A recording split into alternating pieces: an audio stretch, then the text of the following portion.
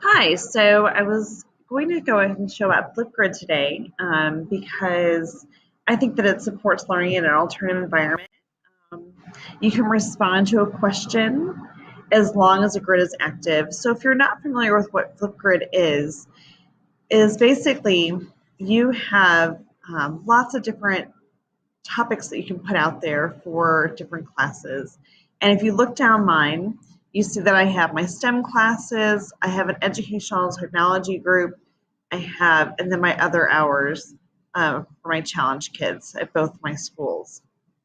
And one of the topics that I had in my education one, let's go here, was this very first one I ever did. And I just posed the question, what was your favorite tech tool?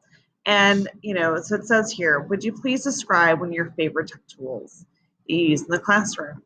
And from that, it generated 5 hours of content from educators all across the United States and Canada.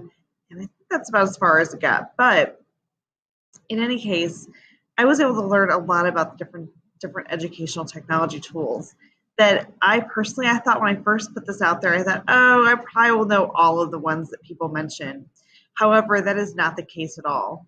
And I learned quite a few that I had no idea that I'd never even heard of them before, and how I could utilize them in my classroom from teachers. So I just put that on Twitter and it came back, and it was pretty awesome. 5 hours of cool tech tools later, I definitely got more than I expected.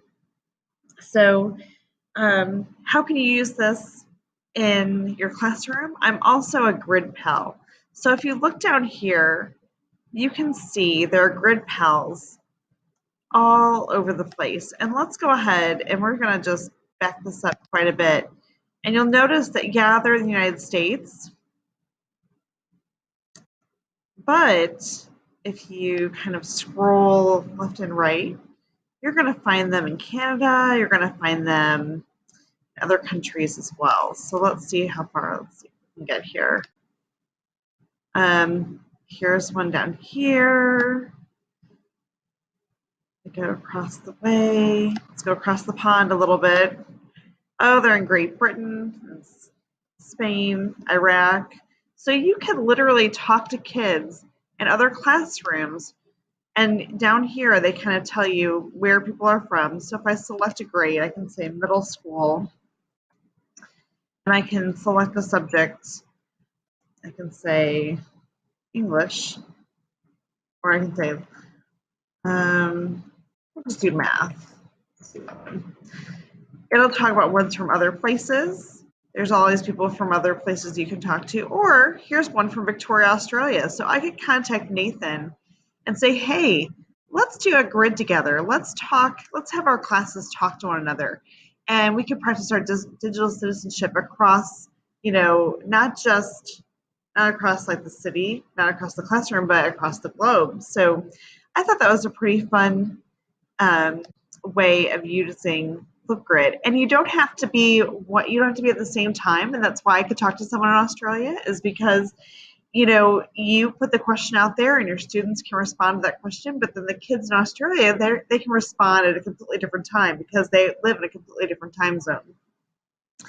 So I wanted to share just some things that I think, as far as the ISTE students are concerned, it's definitely like a learner, and it'd probably be learner 1A. I think it's a leader 2C as well, because when you start doing this and you start talking about it to other people, they're going to say, wait a second, you're talking to other people from a completely different country? Tell me more about that. And you'll be able to help them as well.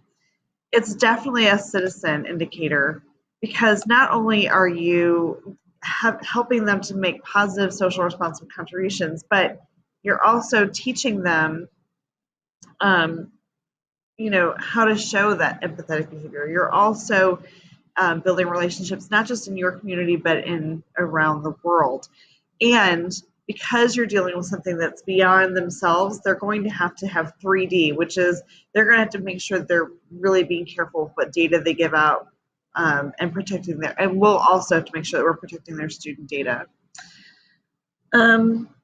And then I think Designer 5B fits. So if you look at Designer 5B, design authentic learning activities. So if you are a geography teacher and you're talking to kids from the area that you're studying, that is an authentic learning activity. And it's going to deepen that learning quite a bit. And finally, facilitator 6B. So manage the use of technology and student learning strategies and digital platforms, virtual environments, and hands-on makerspaces in the field. So again, you're going to be helping manage this and keeping the kids. You're going to have ultimate control over what gets put out there and what doesn't. So you're on the managerial side of things for that. So I hope that if you have any questions about Flipgrid, or if you can always contact me. And that's it.